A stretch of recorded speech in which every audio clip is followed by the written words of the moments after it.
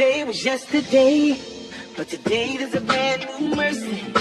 God smiled down on you. So show a little love, tell the Lord thank you. Yeah, I know you had a rough week, had your bills to do, but you barely making ends meet. Don't worry about a thing, put your hand in God's hand. It's alright. It's okay. It's okay. Yeah. Tell me it's alright, say yeah. Ó o susto, hein? Ladies and gentlemen, senhoras e senhores, minas e manos, meus chapas, aqui é o Chris McOliver. Você está no Musical Brothers and Sisters Podcast. É isso aí, muito legal. Estamos na TV Black Music e na Rádio TV Web Nova Cotia. É isso aí, fique com a gente, não perca nosso rastro. Estamos mais uma vez em família. É isso aí, minha esposa está na área. Oiê, pessoal, como vocês estão? Estamos aqui com uma família maravilhinda, né? Estamos aqui com a Lucineide. Oi, gente. Lucineide Rocha. Minha cunhada, conheci ela hoje. Top. E meu irmão gêmeo, Thiago Rocha. É isso aí, Cris, tamo aí. Muito bem, é muito bom receber vocês. Muito obrigado por aceitar o convite. Ó, eu tampando o microfone aqui com fedorante. Top. É isso aí. Muito bem. A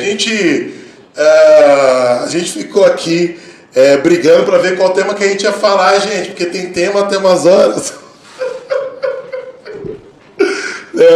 Ó.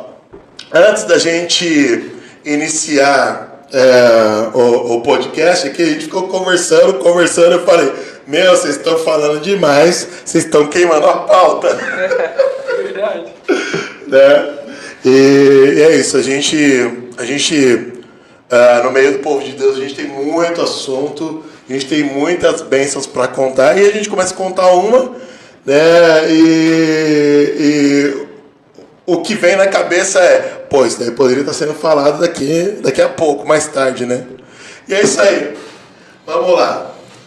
Eu queria saber algumas coisinhas. Você quer saudar, a princípio, né? Deseja saudar alguém, né? Mandar um recadinho para alguém aí, pessoal que vai estar assistindo a gente. Manda aí. Um abraço só para nossa família mesmo, né? E agradecer a Deus pela oportunidade. Igreja, eu congrego na Lagoinha Jundiaí. muito legal, muito legal. E Tiagão, mandar um salve. É isso mesmo, dar um salve também pra minha família, né?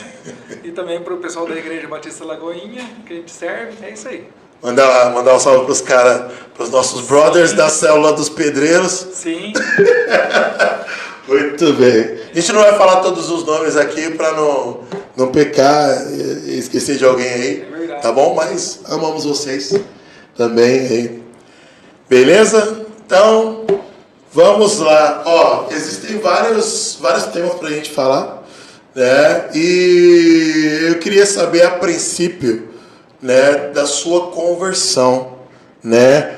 Onde que foi? Você é de que lugar? Né? Então tá bom. Eu sou de Simões Filho, Bahia. Né? Eu me converti oficialmente, né, aos 18 anos. Porém, eu conhecia Jesus quando eu tinha 16 para 17 anos. Foi quando eu era uma pessoa muito deprimida, né, na escola, e conheci uma menina que era evangélica. E ela fez o convite para me conhecer, né, a Ministério Internacional Galileia, o nome da igreja. E daí comecei a conhecer, fazer parte de célula, e comecei a amar, a conhecer Jesus. E como eu era uma pessoa que eu não me sentia amada, e eu me sentia amada por Jesus, então eu falei assim, nossa, eu posso conversar com Jesus, eu posso ter o amor de Jesus, que na minha cabeça eu não acreditava nisso, né? E quando eu comecei a sentir, aí eu fiquei mais firme, graças a Deus, na presença de Deus. E com 18 anos eu me converti, aceitei Jesus, né? Não foi muito fácil, né, inicialmente, mas eu me converti. E como eu estava tão certa do amor de Jesus por mim, Minha mãe, eu sabia que minha mãe não ia gostar, então eu esperei fazer 18 anos, né? Aí, acho que foi um dia depois, se eu não me engano, eu posso até olhar depois no calendário, mas foi 7 de novembro de 2015, né? Sim. 2005, que foi quando eu fiz 18 anos. E daí, depois que minha mãe soube, ela não gostou, ela ficou muito triste, muito chateada comigo, porque como ela era da igreja católica, ela dizia que eu estava renegando o Deus que sempre nos sustentou. Nunca faltou nada, então eu estava renegando. E eu falei assim, não mãe, é o mesmo Deus, só que agora eu consigo sentir o amor dele por mim. Então eu não estou renegando, glória a Deus por tudo que ele fez por nós, mas eu consigo me relacionar melhor com ele dessa forma. Então, assim, eu respeito a senhora e eu gostaria que a senhora respeitasse também. Mas aí ela ficou séria, parou de falar comigo, ficou um bom tempo, 1 ano praticamente sem falar comigo, e só chorava. Quando ela me via, ela só chorava. E ela só voltou a falar comigo depois que Deus usou ela para me dar um livramento. Meu Deus do céu. Aí ela voltou a falar comigo, porque eu ia para a igreja, servia, mesmo assim ela não conversava comigo. Livramento. Mas aí teve um dia que eu estava saindo de bicicleta, porque como a condição era bem precária, então aí eu ia de bicicleta para a igreja. Era o quê? De um bairro distante, né, Pitanguinha, até o centro de Simões Filho. Então eu ia de bicicleta. E numa determinada tarde eu estava passando, ela estava na cozinha lavando os pratos. Aí ela falou assim, começou a chorar. Aí foi que ela falou pra mim, se eu pedir pra você não ir, você não vai? Aí eu falei assim, claro mãe, a senhora é autoridade na minha vida. Então se a senhora falar não vai, eu não vou. E aí foi que ela falou assim, porque tem algo dentro de mim que tá falando aqui, ó, não, peça pra ela não ir. Aí eu falei assim, não, então tá bom, então eu não vou, não tem problema. Aí voltei, guardei a bicicleta, aí eu fiquei, calma mãe, então tá tudo bem. Amanhã eu vou, eu ligo o pessoal, aviso que eu não vou poder ir, e amanhã eu vou. Aí no outro dia eu fui, e quando foi numa ladeira perigosa que tinha lá, né, a ladeira do CIA2, o pedal da bicicleta soltou. Uou. Aí eu quase caí, porque aí eu bambiei assim na bicicleta, quase que eu caí. E eu falei assim, mãe, obrigado por a senhora ter ouvido a Deus, porque através disso Deus me deu livramento. Porque se tivesse acontecido isso ontem, nesse mesmo horário, na hora de pico, com certeza tinha acontecido algum acidente. Então foi o Senhor que usou a senhora para me dar esse livramento. Então muito obrigado. E a partir de então a gente voltou a se falar. Meu Deus do céu.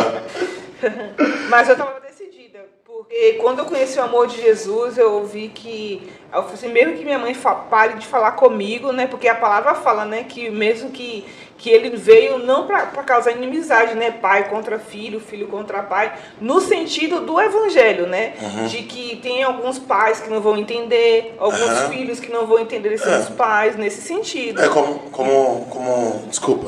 Como a gente vê, né, por exemplo, Oriente Médio, né? O filho se converte, os pais entregam eles a...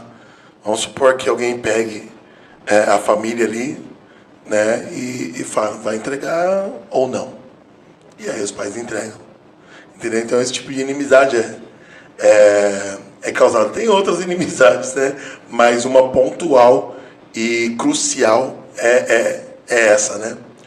Quando um pai ou algum membro da família acaba se convertendo, os próprios familiares acabam renegando e deixando a pessoa ser levada. E se ela não negar Jesus, ela acaba perdendo a vida.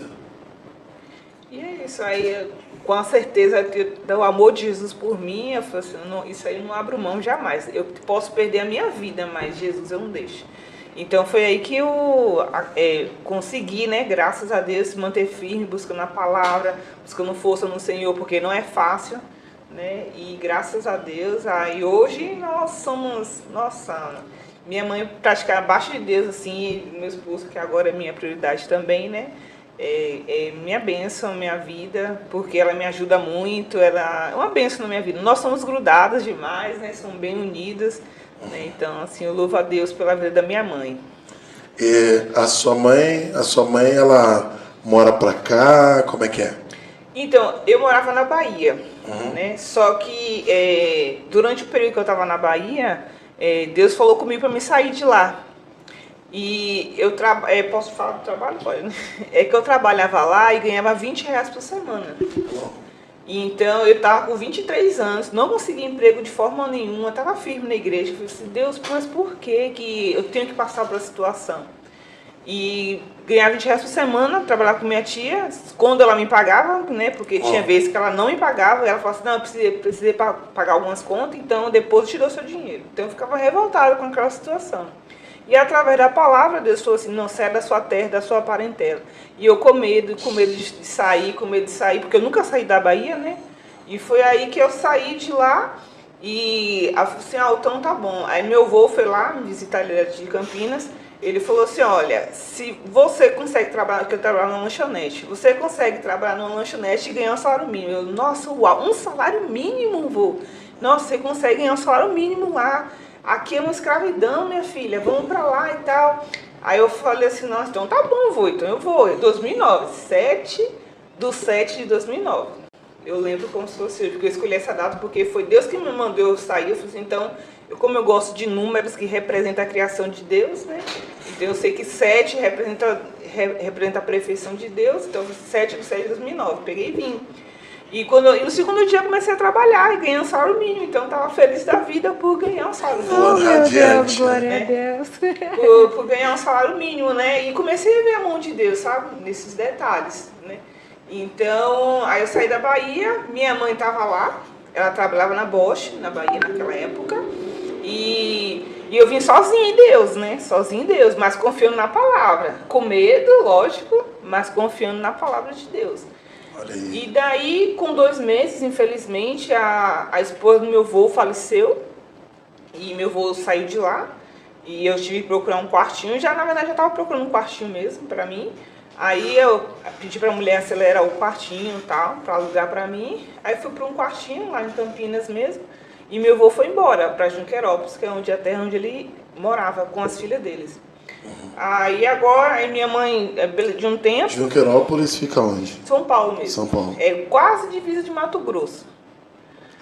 Aí ele foi embora pra lá, eu fiquei sozinha, aí eu trabalhando, aí eu ouvi na rádio falando assim, curso técnico do Senai de graça. Eu falei, nossa, curso técnico do Senai e de graça? Na Bahia não tem Ô, Lu, isso. posso te interromper um pouquinho? Desculpa. Depois vai ficar muito longe, eu não vou lembrar de perguntar. Quando você falou assim, eu não me senti amada por Deus.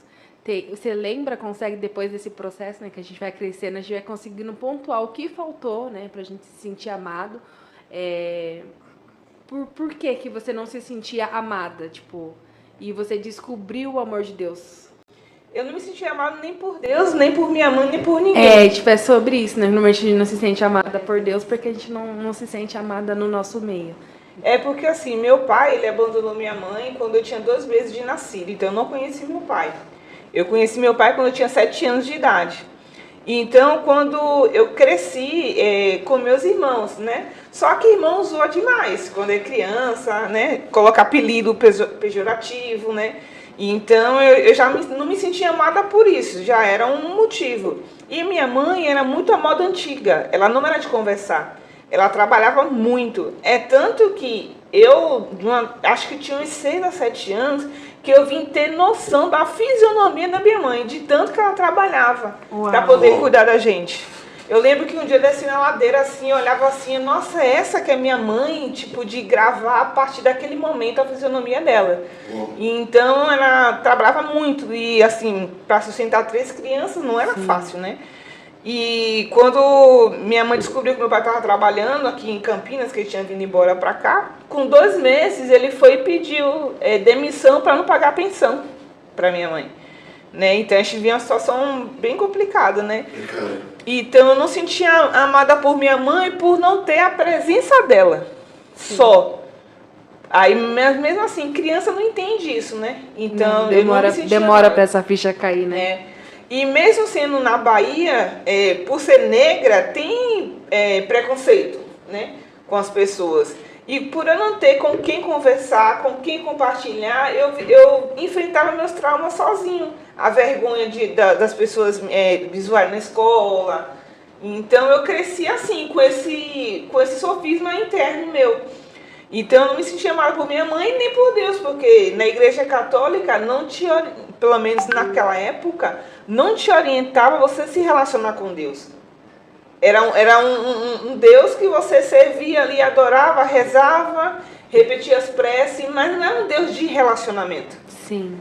E quando aí era muito triste, porque eu não tinha muita amizade, não tinha minha mãe para conversar, então foi aí que essa menina identificou isso.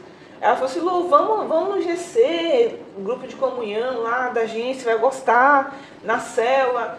Aí quando eu fui a primeira vez que eu vi como que era, aí a menina falou assim: não, porque Jesus mudou a minha vida, e falando de Jesus, eu falei assim: nossa, e Jesus, você pode se relacionar com Jesus assim, tipo, é algo que eu não entendia para mim. E quando eu comecei a entender, aí sim, eu me sentia verdadeiramente amada por Deus. Que foi algo sobrenatural. Quando eu falei assim: nossa, eu posso conversar com Jesus. Aí eu cheguei em casa, eu lembro que eu sentei em cima do beliche, né? Eu morava, eu e minha irmã, então eu sentei em cima do beliche e falei assim: ó, na igreja eu aprendi que eu posso falar com você, né? Então, mas como que é? Aí eu peguei e falei assim: oi, Jesus! Eu me lembro como fosse hoje: oi, Jesus! Eu posso conversar com... Só que eu fui tomada naquela noite por um amor tão sobrenatural que eu falei assim: eu nunca mais quero deixar você na minha vida. Nunca mais. Nunca mais. Então, a partir de então, aí eu vi que Jesus era real, que é palpável de se sentir, né? E entreguei a minha vida a Jesus, eu acredito que naquela noite, né? Só que oficialmente foi depois, mas acredito que naquela noite eu entreguei a minha vida a Jesus, sabendo que Ele é real, que Ele me ama e que eu não sou qualquer pessoa, não. Eu sou uma filha amada de Deus. Então isso fez total diferença na minha vida. Uau, glória a Deus. Que testemunho lindo, né? Deixa você falar. Porque você tem coisas semelhantes. Eu também. Meu pai morreu quando eu tinha 1 ano e pouquinho. E minha mãe também, ela ficou solteira, né? Solteira, viúva que fala, né? Com quatro? Já nem sei quanto irmão tenho, Cris. Pelo amor de Deus, me ajuda aqui. Porque com 3 irmãos para ela sustentar sozinha, né? E a mesma coisa, eu não lembrava da fisionomia. Minha infância inteira eu não lembro, tipo, de nada. Porque eu não tenho essas memórias, né? Era uma correria para eles, né? Daí meus irmãos já eram maiorzinhos, então cada um foi para um lado para trabalhar, para trazer o sustento para casa. Minha mãe também. Então também eu sou uma pessoa que acho que até hoje, assim, eu fico buscando essa cura em Jesus, né? Porque tem mágoas, né? Que a gente vai descobrindo com maturidade, porque Deus é soberano na nossa vida. E aí tem coisa que até hoje eu percebo que eu sempre tenho dificuldade de me sentir pertencente aos lugares. Eu vou a um lugar, eu nunca me sinto parte. Então eu sempre tenho que orar com isso, porque parece que eu sempre estou excluída, porque eu passava muito tempo sozinha. Eu não lembro, tipo, de sentar na mesa, tomar café da manhã, almoço, nada. Que era sempre muito sozinha. E aí a mesma história, né? Qual filme que a gente assistiu, que a criança ficava sozinha dentro de casa? Era um do Will Smith, não era? Hã? Não lembro. Não lembro. Mas enfim, era uma criança que ficava sozinha em casa. E a cena dele sozinho em casa, como eu estava assistindo um filme, só eu comecei a chorar. E eu falei: nossa, gente, que cena emocionante, ninguém vai chorar com isso, não? Aí o Espírito Santo me ministrou: você tá chorando porque essa é a sua realidade, não é a realidade das outras pessoas. Eu falei: meu Deus, e aí que eu vim entender o impacto que tinha isso, né? De uma criança passar a infância, parte da infância, sozinha dentro de casa, e porque isso afeta, né, a vida adulta, de não sentir parte, de demorar mais para ter entrosamento com outras pessoas, né? E aí você falou isso, eu lembrei disso também, que é uma coisa que o Senhor me curou, glória a Deus, mas a gente vai sendo curado por etapas, né? A gente passa por algumas situações, às vezes quando a gente está vivendo uma história, a gente acha que só nós vivemos essa história, e a gente vê histórias assim, eu ouvindo a sua, eu consigo olhar para a minha e me sentir leve. Entendeu? Porque a minha já passou, eu já superei ela. Uma história superada é como... Tá cicatrizado. É como aquela história do potencial, né? Tudo que você já colocou para fora já deixou de ser o seu potencial. Tudo aquilo que você já venceu já não tem mais valor, de fato. Entendeu? Então você espera a próxima vitória, só a próxima vitória. Aquilo que você venceu, que te colocava pro chão, já não tem mais valor, porque o Senhor, Ele tem glória e uma glória sobre outra glória. Uau!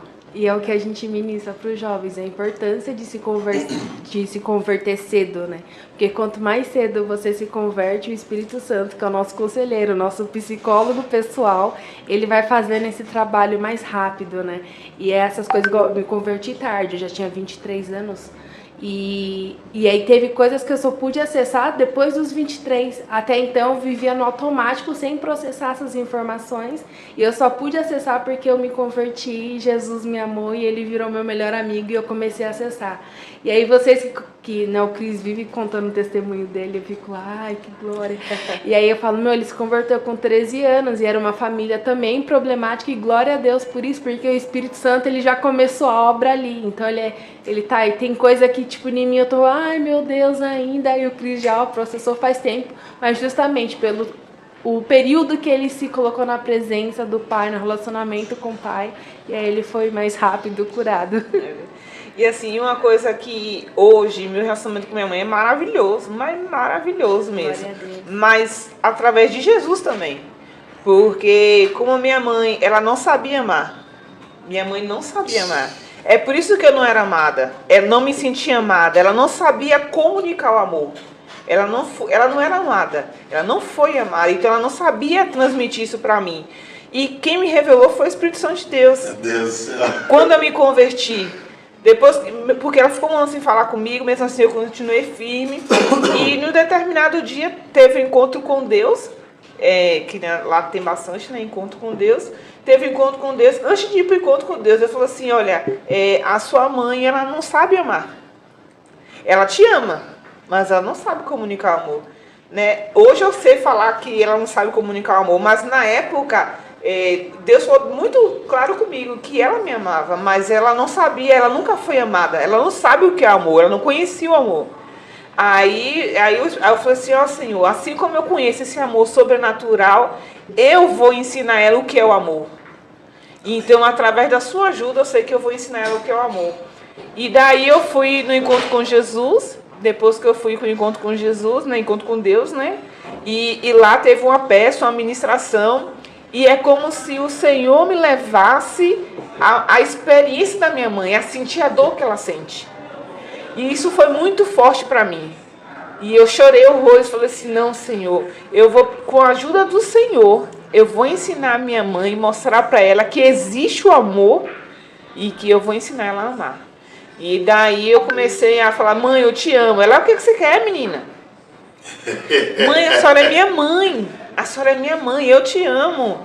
Aí ela começou, tá querendo alguma coisa. Ninguém fala assim as coisas à toa. Eu ia beijar, ela meio que me afastava assim, sabe? Ela, você tá querendo alguma coisa? Eu disse, não, mãe, a senhora é minha mãe. Eu preciso querer alguma coisa? Não, a senhora é minha mãe, cuida de mim. Então eu te amo. Aí comecei a falar, eu te amo, comecei a abraçar ela. Mas foi assim, muito, foi em grão em grão. E desde a primeira vez, quando eu fui abraçar ela, assim, beijar ela, que ela meio que me empurrou assim, né, tipo estranhando, aí eu vi, realmente ela não sabe o que é o amor. E eu falei assim, Deus, eu não vou desistir, enquanto tiver fôlego de vida, ela vai conhecer o seu amor através de mim, ela vai conhecer. E continuei insistindo, aí hoje te amo pra lá, te amo pra cá, abraço, beijo... Aí virou algo bem natural, mas através da ajuda do Espírito Santo de Deus, eu tive que mostrar para ela o que era o amor. Vou precisar de uma aguinha. Tô com sede. Tem aí também? Não, tem aqui, obrigada. É fogo, né? E hoje, assim, eu participo de muitas coisas na igreja, né? E, inclusive, sirvo no ministério que é de cura coletivo, né? E uma das coisas que as pessoas hoje vê é que não conseguem enxergar a falta que a outra pessoa não tinha do amor, né? Que muitas das vezes a pessoa não demonstrou amor, não é porque ela não queria, é que ela nunca foi amada. Não conheceu. E não conhecia o amor. Se não conhecia nem Jesus, como que vai conhecer o amor? Porque o verdadeiro amor está em Jesus. Então a gente só conhece o amor quando a gente tem Jesus no nosso coração. Porque o que a palavra fala que o amor é? O amor, ele tudo sofre, tudo supera, né? Tudo crê. Não é vaidoso. Então, como que você vai conseguir demonstrar esse amor? Segundo a palavra de Deus, conhecendo. É verdade. Né? É verdade. Então, e hoje, graças a Deus, eu converso com bastante pessoas na igreja e explico, olha, você tentou olhar pelo olhar da sua mãe? Porque, aí eu conto a minha história, porque assim, quando eu me converti, o Espírito Santo mostrou que minha mãe ela não conhecia o amor. Ela não sabia o que era o amor. E foi através da ajuda do Espírito Santo de Deus que o Senhor me mostrou como que eu ia demonstrar esse amor para ela e ensinar ela. Você conta essas coisas, eu também me vejo nisso. Porque eu lembro que algumas vezes eu estava chegando da escola, vindo da escola, e aí eu cheguei em casa para entrar em casa, era mais ou menos por volta de umas 6 horas da tarde. E aí cheguei lá, tudo apagado, né? A casa toda apagada. Minha mãe ela saía muito, né? Ela dormia muito fora, né? E então eu ia para casa da minha avó. E naquele dia lá eu cheguei na casa da minha avó, tudo apagado. Eu falei, e agora? Aí eu voltei para a igreja, dei as costas para casa, fui para a igreja e eu falei, seu Zé Guarda, dá um abraço, seu Zé Guarda. É o pai do pastor Vaguinho, o seu Miyagi. O Thiago conhece? Conhece. E eu falei, seu Zé, eu fui lá, bati na casa da minha avó, não tem ninguém lá, eu vim da escola, né? E já por conta daquelas coisas que eu já falei, né? E aí eu falei, eu vou precisar dormir, eu não tenho lugar para dormir. Se eu não ficar aqui na igreja, eu vou ficar na rua. O seu Zé foi lá, pegou o somzinho, colocou lá na torre da igreja, né? Colocou os colchões da sala de infantil e colocou para mim. E aí a gente desceu, eu desci, né, lá pro lugar onde ele ficava lá, e a gente ficou assistindo TVzinha dele, aquelas antiguinhas, né? Até bem tarde da noite, filme, jornal. E aí na hora que deu o horário de dormir, eu fui dormir, liguei o rádio, fiquei ouvindo lá Dupla Honra, Renascer Praise. E aí no outro dia eu acordava e ia pra escola. E aí eu comecei a fazer isso, essa rotina de sair e ir pra igreja, dormir na igreja. Só que não era todo mundo que sabia. Às vezes o pastor sabia, né? Ou às vezes um funcionário sabia, mas não era autorizado direto. Então o seu Zé fazia uma manobra, né? Uma manobra assim, perigosa, né? E ele deixou eu dormir mais de uma vez lá. E, enfim, né? Mais pra frente, anos se passaram. Morei com a minha mãe, a gente teve as nossas vitórias. Já estava congregando na Cogic. E aí, de repente, o pastor Zé convida um casal para ir lá. E esse casal, o cara, né, o homem pregou, e a mulher era ministra, né, e ela foi lá para orar pela gente. E na hora que ela começou a orar por ele, falou: perdoa a sua avó. Ela não sabia o que estava fazendo. Eu não tinha comentado com ninguém sobre isso. E ela começou a falar coisa específica, né, que nem eu vou falar. E no meu coração eu já tinha perdoado. Eu já tinha perdoado, eu achava que a gente tinha perdoado, mas existiam coisas que eu não tinha declarado. A partir de hoje começaram a acontecer vitórias na sua vida, né? E algumas maldições estão sendo quebradas da sua vida, né? Dor de cabeça que você sente, sinusite, essas coisas que eu não sabia que eu tinha, né? Eu parei de sentir algumas dores de cabeça. Enfim, mas esse lance da avó foi... Ela não sabia o que estava fazendo. Ela não conhecia o amor que você já conhecia. Então, né, e eu achava que ia ficar no meu coração, elas por elas, né? Ah, já está perdoado mesmo? Já. Eu tinha que me conformar. Mas Deus, Ele mostrou através daquela mulher que Ele estava contemplando. Né? E aí você conta essa história. Eu revivo tudo. Glória a Deus. Olha, só para voltar um pouquinho, né? Voltou todo mundo, um montão. Aí você mudou da Bahia, descobriu o curso do Senac, gratuito. Senai. Aí conta aí pra gente. Eu fiz o curso, né? Aí comecei a estudar. E até para fazer esse curso do Senai foi desafiador. Porque eu me inscrevi, eu comecei a estudar para fazer a prova, mas só que aí a esposa do meu avô faleceu bem nesse período. Então, eu não consegui estudar. E, na verdade, no início, antes de ela falecer, eles eram bem de idade. Aí dizia que quando eu ligava a internet, a televisão ficava ruim. Então, eu não conseguia estudar muito. Então, eu tinha que ter muito cuidado nos momentos que eu conseguia estudar. Olha só que loucura, porque ela falava, né? isso, né? Tantos lares incentivados, no nosso, tipo, para que a gente vai ver a TV, né? Aí foi aí que eu comecei a estudar, e aí eu passei, só que eu nem soube que eu tinha passado no curso técnico.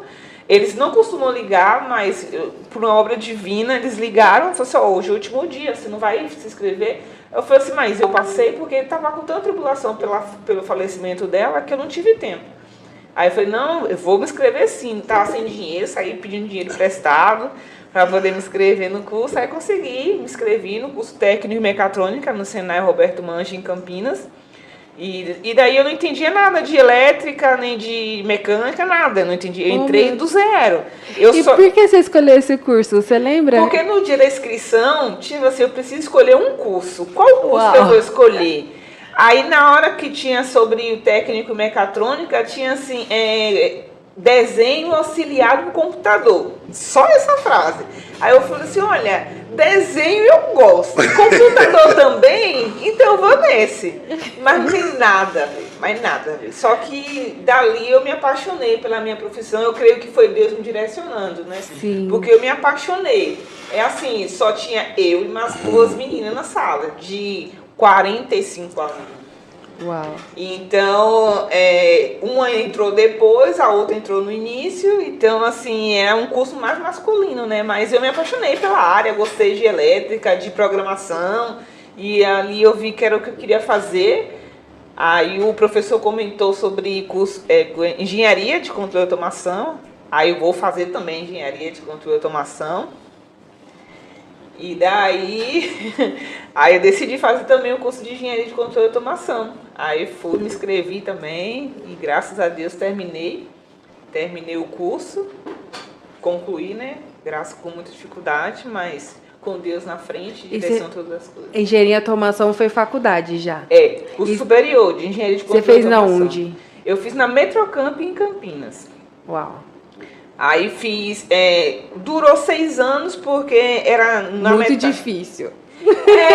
Não, porque na metade do curso, quando eu estava no 7º semestre, eu mudei de emprego. Fui demitida de onde eu estava e mudei de emprego. Eu morava em Paulinha nessa época e consegui um emprego em Cajamar. Aí era muito longe. Para ir para a faculdade, eu estudava em Campinas. Eu gastava 1h10 de moto. E daí estava muito cansativo. Eu falei assim, olha, eu vou ter que tentar estudar em Jundiaí. Aí me inscrevi em Jundiaí, tranquei lá, fui para Jundiaí. Só que a qualidade do ensino não era legal. porque eu estava no 7º semestre e sabia muito mais de quem estava se formando. Aí eu falei assim, não, eu não estou aqui só para pegar um diploma, eu quero saber o que eu estou fazendo. Então eu vou voltar e vou continuar estudando em Campinas. Só que eu estava sem condições, que eu mudei de emprego, o salário reduziu pela metade. Mas aí a minha mãe era aposentada, já tinha vindo da Bahia para cá, se aposentou e veio morar comigo. Ela disse, não, filha, eu volto a trabalhar para te ajudar a pagar a faculdade para você voltar a estudar. Oh, meu Deus. Aí ela voltou a trabalhar para eu poder fazer a faculdade, me ajudar financeiramente na faculdade, e eu voltei a estudar em Campinas. Aí foi por isso que demorou uns 6 anos, né? Demorou um ano a mais, porque esse ano ficou bem que perdido. Aí eu voltei a estudar lá. E hoje, graças a Deus, também fiz a pós-graduação, também no Senai, Roberto Mange, de controle de processos industriais. E aí eu gosto muito dessa área. Tem muitos preconceitos, tem sim, por ser mulher, por ser negra. Tem preconceito, não adianta dizer que não tem, tem. Mas assim, como eu creio que Deus me direcionou em todas as coisas, então eu creio que Deus está no controle. Porque mesmo mudando de emprego para outro, eu sempre orava primeiro e pedia a Deus para que Deus direcionasse, que não fosse a minha vontade. Porque Ele é que sabe o que está lá na frente. Então que fosse a vontade dEle. Então sempre Deus confirmou, sempre Deus me direcionou, então eu ia ser mesmo. Eu ia mesmo. Se Deus mandar, eu vou para onde Ele mandar. Que bênção, que bênção. Aí você perguntou do Senai, né? Então aí foi isso. Do Senai foi isso. E, graças a Deus, Deus abençoou também. Tinha uma diretora, porque eu me formei e no Senai, né? E na época eu não tinha condições. Até o sapato da formatura ela que me deu.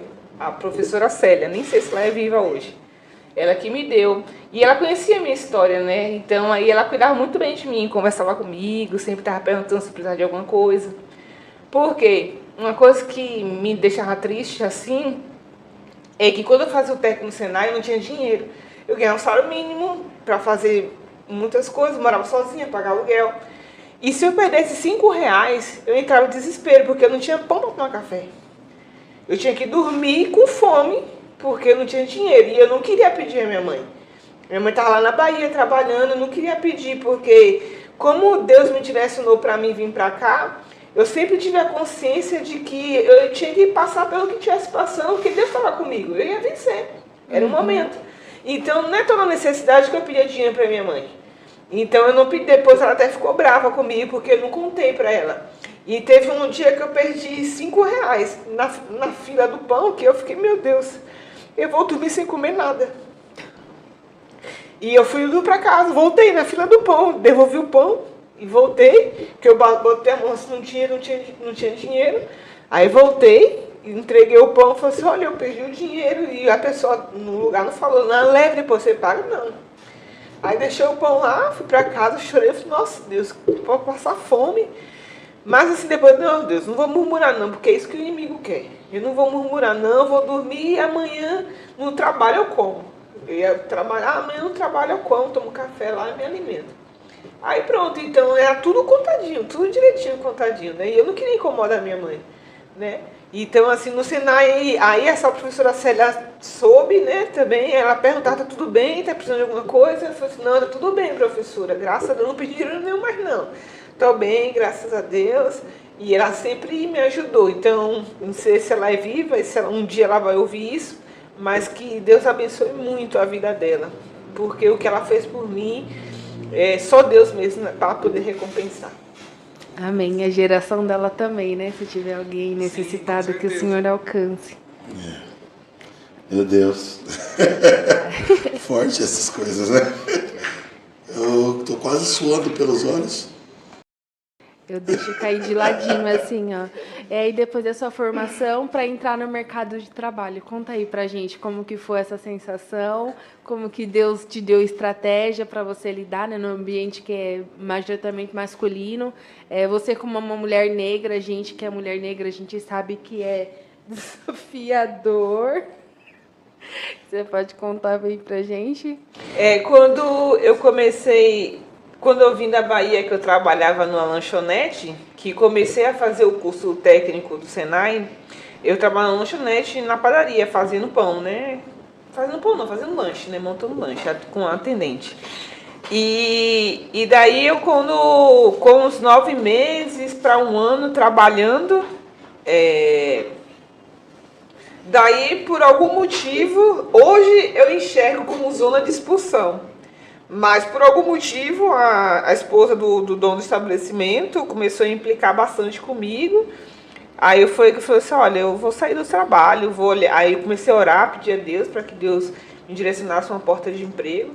Aí eu fui para, não vou falar o nome da empresa, mas uma empresa de telefonia, que eu ia falar o nome, mas uma empresa de telefonia. Eu posso, Vivo? Não, é uma terceirizada que presta serviço para Vivo. E lá eu tinha que mentir para a pessoa. Se a pessoa ligasse reclamando que a internet não estava funcionando, eu tinha que dizer, tá bom, eu vou abrir um chamado, o técnico vai lá, mas não vai. Não é para emitir nenhuma ordem de serviço, já estamos lotados, não é para emitir nenhuma. Aí você quer que eu faça o quê? Eu vou mentir? Minta? Aí eu, não, Senhor, vai com os princípios de Deus. Não, eu não posso mentir para a pessoa.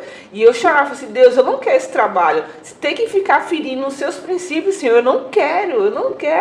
E eu chorava porque eu não queria mentir. Aí eu falei assim, olha, minha senhora, o sistema aqui não está permitindo eu gerar o protocolo de atendimento, tenta ligar depois. Aí eu falava assim, para não ter que mentir, dizendo que eu abri sem abrir, né? Aí eu falava isso. Aí só que aí eu fiquei bem rapidinho, fiquei só uns 3 meses, não nem 3 meses, acho que uns 3 meses no máximo, mas aí fiquei colocando um currículo, aí eu encontrei uma vaga de auxiliar de almoxarifado. Aí Fora da sua área totalmente, né? Não era da minha área, é porque quando eu era na Bahia, eu cheguei a trabalhar um período no mercado, e eu controlava o estoque, e eu organizava o estoque do mercado. E quando eu vi a vaga de auxiliar de almoxarifado, eu falei assim, olha, eu já trabalhei lá no mercado, deve ser a mesma coisa do mercado. Eu pensando assim, né, deve ser a mesma coisa. E a mulher, ela se interessou por eu ser da Bahia, por eu ser negra, por eu estar estudando no Senai, e por eu querer uma vaga de homem. Aí ela falou assim, ela ficou muito curiosa e quis me conhecer. Aí me chamou para entrevista, eu morava em Campinas, mas era em Paulínia, me chamou para entrevista. Aí eu juro que eu estou curiosa para saber da sua história de vida. Isso foi a primeira conversa na entrevista, né? Então foi uma entrevista bem diferente. Nunca participei de uma entrevista como aquela. Ela queria saber da minha história, não queria saber da vaga, não queria saber da minha história. Aí eu peguei e expliquei pra ela e falei que eu estava estudando um curso técnico no Senai e tal, estava gostando, mecatrônica. Ela, não, então a vaga já é sua. Aí me contratou, só que só que aqui é uma metalúrgica, é a Solfé, aqui é uma metalúrgica e só tem homem. Aí eu falei assim, não, mas eu me dou respeito, quanto a isso, você só pode ficar tranquila. Eu me dou respeito, eu tenho Deus na minha vida e eu sei onde é o meu lugar. Aí, beleza, eu comecei a trabalhar como auxiliar de almoxarifado. Como eu fazia o curso técnico no Senai, eu ajudava o pessoal da manutenção. Porque eu sabia das conexões, sabia do que eles precisavam. Uau. Se precisava usinar alguma peça no torno lá, eu usinava. Não, pode deixar que eu faça, o ferreiro está fechado. E agora, a máquina está quebrada, precisa fazer um eixo. Eu falei, não, pode deixar, eu aprendi no Senai, eu faço. Então eu ia lá, fazia, montava. Aí o cara da manutenção começou a olhar, não, essa menina é diferente. Vamos chamar ela para trabalhar com a gente aqui na manutenção. Aí ficou no pé do dono, porque uma empresa antes era menor, né? Aí ficou no pé do Fernando, não, deixa eu levar ela para manutenção, Aí o Fernando deixou eu levar para manutenção, e daí lá comecei a ganhar espaço, conhecimento, a desmontar a parte de máquina, ajudar os meninos a montar, e conexão e coisa. E eu gostava, nossa, eu ficava muito feliz. Né? Quando eu via aquilo, eu ficava muito feliz. Aí fiquei trabalhando lá uns 5 anos, trabalhei lá durante 5 anos, só que a empresa mudou para Minas, né, para Cambuí, Minas Gerais, e não me contrataram lá, e me demitiram. Só que durante o período que eu estava lá, eu conheci o Ezequiel. Ele era gerente industrial, aí ele falou assim... Nome de crente já, né? Ele falou assim, Lu, quando você quiser, onde eu for, eu te direciono. Aí eu falei assim, não, Ezequiel, a Solfé me ajudou muito, né? Eu cresci bastante aqui, então eu prefiro continuar aqui. Aí fiquei lá, aí quando eu fui demitida, eu mandei uma mensagem para ele. Eu falei assim, ó, Ezequiel, a Solfé foi embora para Cambuí, então eu estou desempregada. Se souber de alguma coisa, estou à disposição. Aí ele, olha, Lu, eu queria colocar você na área de processo, mas não temos vaga. Temos vaga como preparadora de máquina. Você quer? Eu quero o que for. Eu só preciso de uma oportunidade. Aí foi aí que ele me indicou nessa outra empresa. Fiquei só um mês só desempregada, nem peguei seguro-desemprego. Fiquei só um mês. Aí fui, comecei a trabalhar nessa área, que na verdade é o que eu tô hoje, né? Há 10 anos, vou fazer 10 anos agora em outubro, nessa empresa. Aí comecei a trabalhar lá, só que eu trabalhava numa filial lá em Indaiatuba. E aí depois surgiu a vaga lá para Cajamar. Aí é tanto que minha entrevista foi bem diferente. Me levaram no setor das máquinas e falaram assim, ó, e essa máquina aí, você sabe mexer? Aí eu falei assim, olha, dessa máquina eu nunca mexi. Mas eu sei que aqui é um cilindro, aqui é um sensor, então precisa fazer isso, precisa trocar aquilo outro. Então eu fui falando o que tecnicamente eu conhecia. Aí pronto, aí eles gostaram, não, então eu tá contratada. Aí me transferiram pra lá. Tinha cara que trabalhava lá e não sabia os nomes, que nem você. Não sabia. Na verdade, ele não tinha nenhum que conhecia o que eu conhecia. Meu Deus do céu. Não tinha nenhum. E olha que os preparadores tinham 5, 6, 7 anos. Mas era porque eles não fizeram curso técnico para poder exercer. Eles tinham macete, né? E ela trabalhou numa máquina, conheceu aquela máquina e virou preparador.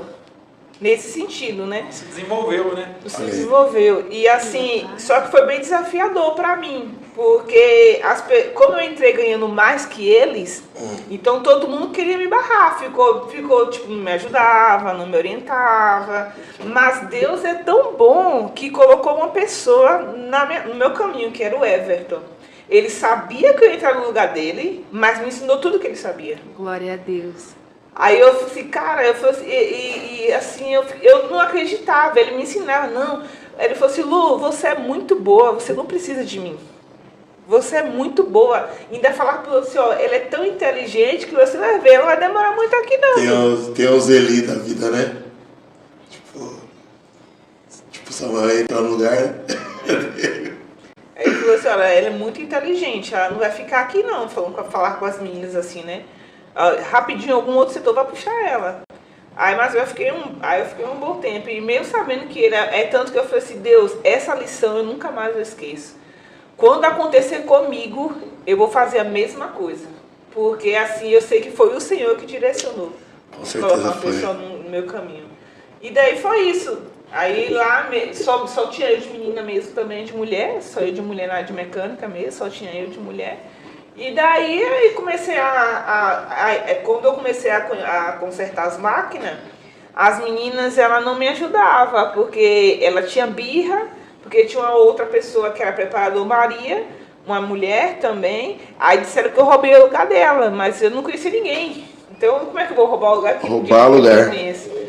Aí eu cheguei com muita humildade também, eu falei assim, olha, eu não conheço essa máquina, você trabalha todos os dias aqui, então você conhece melhor do que eu. Quando tem esse tipo de problema, o Everton mexe aonde? Não precisa você saber. Eu não sei o que ele faz, não. Não, mas só aponta o lugar que ele mexe, só aponta. Aí ela apontava assim, é aqui, aí apontava no cabeçote, é aqui. Aí eu começava a fazer associação. Eu sei que isso funciona dessa forma. Então se ele mexe aqui é porque ele precisa fazer isso. Então se ele faz isso. Aí comecei a fazer. Aí começou a funcionar a máquina, começou a rodar a máquina. Aí a máquina começou a produzir. Aí eu falei assim, olha, glória a Deus, né? E assim, e tinha dificuldade que eu falei assim, Deus, eu não estou enxergando, mas o Senhor sabe. Então que o teu Espírito me direcione. E então, assim, eu orava nas máquinas. A menina falou assim, tá conversando com a máquina? Eu não, estou conversando com Deus, porque eu não sei, mas Ele sabe. E daí aí comecei a colocar a máquina para rodar. E o engraçado é que na primeira vez que eu coloquei a máquina para rodar nessa empresa, Deus me trouxe a memória da infância quando eu consertei a minha bicicleta. Olha aí.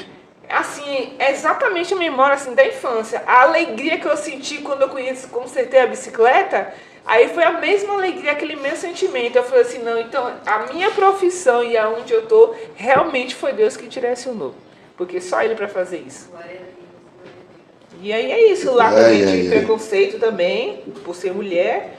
Teve uma vez mesmo, que eu até contei pro Thiago, que a empresa me mandou, eu já até que processo já, não estava mais como preparadora. me mandou para me ajudar a um terceiro que não estava conseguindo pôr uma máquina para rodar. Aí ele falou assim, ó, Lu, vai lá ver, porque você já mexeu nos resistores daqui, então você vai conseguir mexer lá. Vai lá na resistência, lá, tenta pôr para rodar. Aí eu, tá bom, vou lá.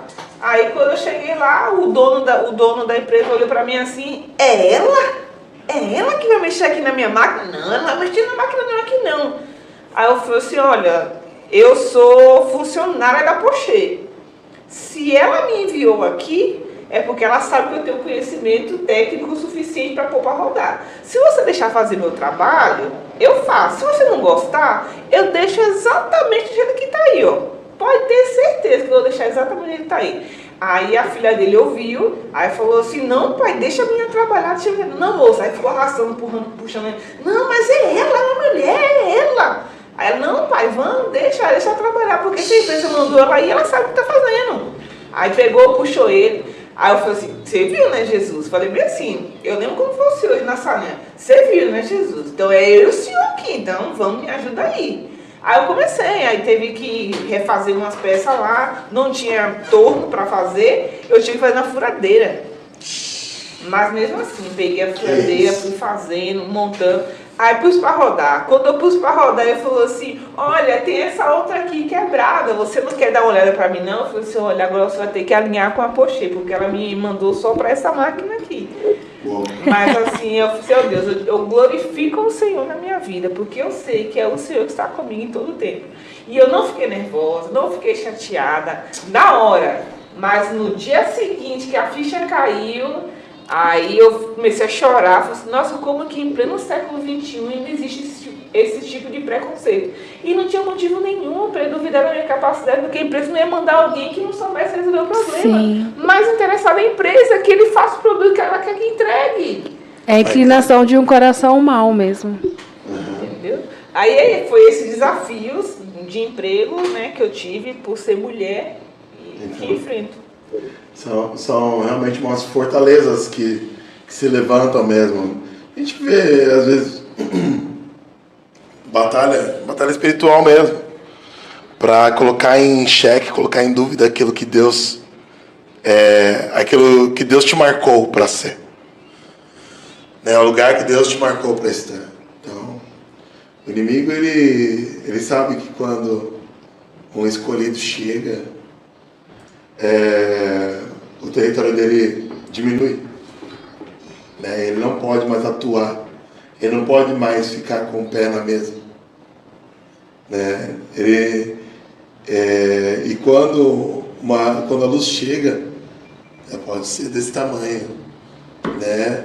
Ele talvez por ser desse tamanho, ele perderia um espaço bem pequenininho, né? Mas quando a luz chega, ela ilumina grandiosamente. Ela pode ser uma luz pequenininha, ela ilumina muito mais do que o espaço que ela está ali, entende? Né? Então, nós sabemos para o que fomos chamados, né? E o Senhor, Ele sabe o porquê que Ele marcou a gente. Qual que é o propósito que Deus te marcou, né? Qual que é o propósito que Deus marcou a minha vida, marcou o Tiago, a Karine, Suzy, enfim, as pessoas que conhecemos que são servos de Deus, né? O propósito é ser semelhante ao Filho, né? Jesus, uma figura interessante que retrata Jesus é a figura do sol, que Jesus é o sol da justiça. E se nós somos semelhantes a Ele, nós somos pequenos sóis, né? Somos contados como uma geração incontável como as estrelas do céu. A gente não é olhado como homem natural, que são a areia da praia. A gente é contado como estrelas do céu. Então, onde quer que a gente vai, não é só ocupação física, mas é uma ocupação de poder. Entende? Então, a marca de Deus na sua vida, ela pode ser numa igreja, pode ser no meio da família, Mas na empresa, ela vai ser muito mais do que técnica. Tipo, ela está aqui para governo. É muito legal. Eu nunca parei para olhar desse jeito, não. Gostei. Eu, quando ela falou, eu pensei nisso também, né? Porque, tipo, tudo que é da eternidade, né? De Deus pra gente, vai pra eternidade também, né?